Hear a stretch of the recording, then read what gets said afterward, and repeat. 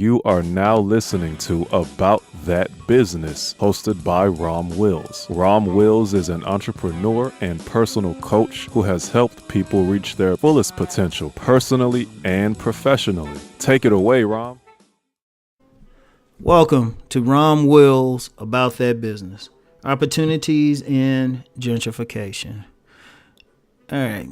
Now, I know there's a lot of political stuff, particularly in the black community, about gentrification, and it's rightfully so. But I'm speaking to the business persons among us. And think about it. There's actually opportunity there for someone in business. Because what happens, I remember, and I've talked before about driving through D.C. and heavily gentrified, but I started noticing businesses that wouldn't have been there. More like Whole Foods type of places, stores like that selling healthier food, yoga studios, more gyms, cycling, all types of stuff. And I'm thinking to myself, money, money, money, money. Now, yes, it's a shame that, people are being displaced, but at the same time, people have to still think about, okay, well, how can I make money? How can I benefit from this? And it can actually empower people, especially some of the African Americans listening to this. Because one thing in business, people really, if you perform a good service, people are not picky about it. Like if you black and I'll give an example. I remember I noted this years ago because I would eat there was a soul food place. I was living in Arlington, Virginia. There was a soul food restaurant. And I was working from home, so I would go there for lunch. Or at least at first I would go there for lunch. I got to the point I wouldn't go out during the main lunch hour because I couldn't get in there for the white people. They would be out the door. And I remember a couple other black-owned eating spots, soul food places. You couldn't get in there for the white people. Understand, when it comes to business, you got to sometimes put race to the side and go get that money. You got to go get it. And you have a part of the population, they've been called not the 1%, but the 9.9%. They're in the top. They ain't those billionaires and stuff. And really, technically, in most places, if you make like mid six figures, you're in the 1% technically. And really, accurately, the 1% should be called the 0.01% or the 0.1%. Not quite the 1%. But whatever the case, the rest of them are going to be called the 9.9%. These people still have money. Like, well, when people talk about the retail apocalypse, which there is, one thing they're not talking about is that anything that's catering to that 9.9% is actually growing. See, all these businesses going out is because they cater to the middle class. What's happening is that the middle class is shrinking, but they're not all going into the poorer classes. Many are, but you get a lot of people, they just moving up. So they get different tastes. They got different things. Like I was... When I'm in my neighborhood, I looked at the median income for my zip code, and it surprised me because it was 104,000 a year. That's the median income where I live. I was just like, wow, and it's even higher for men in my age group. And just looking around, there are a ton of gyms. They're building a Whole Foods type of place, a Sprouts. Near where I live.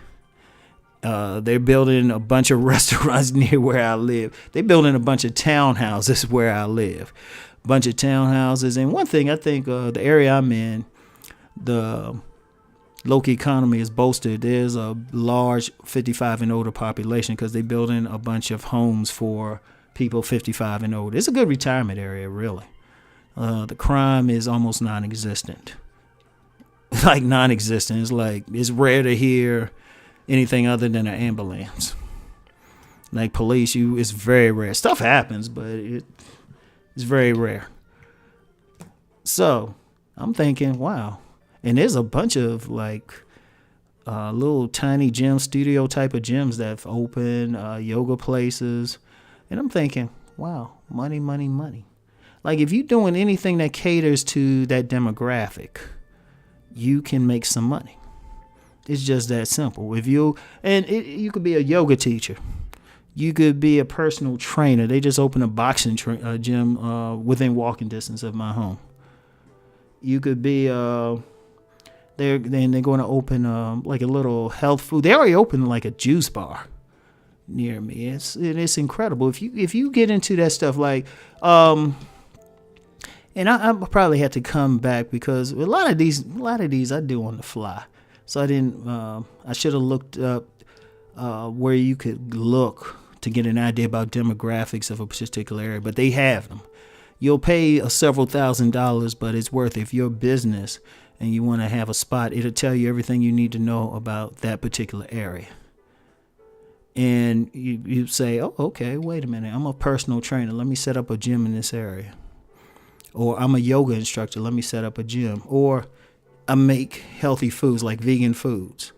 Like the area I'm living in, it's slowly becoming like that type of area where it's going to be, you're going to see a bunch of artsy types. In fact, it is an artsy type. It is more in that bohemian flavor because one of the things we have where I live, it's they have a big arts festival. Like people have crafts and everything, and that thing is crowded. And wine stuff, a lot of highbrow stuff. But if you tap into it, you can make some money. So even in gentrification, like getting back to that, some of these areas, if you look at it, it's like, hey, wait a minute. Yeah, the rent might be high, but if you have a good business plan, maybe some partners or whatever you got to do, you can still make some money. And you don't have to live in the area. You can live someplace else, but remember, it's about business. And particularly for any of the blacks listening to this, don't get caught up in the politics of it. Think about it. You have Asians who will go into black neighborhoods and make money. Whites who will go into black neighborhoods and make money. You don't have to live there, interact with the people beyond business. But when you're talking about money, you got to separate. Sometimes you got to separate maybe personal feelings, and political feelings and say, hold up, we need, this is an empowerment opportunity. And you can take the money and empower other places. Shoot, buy back into the neighborhood. So anyway, that's all I have for today. Y'all know what to do. I missed saying it, I think, on my last business video. So we're going to get it started again. Let's go make that money.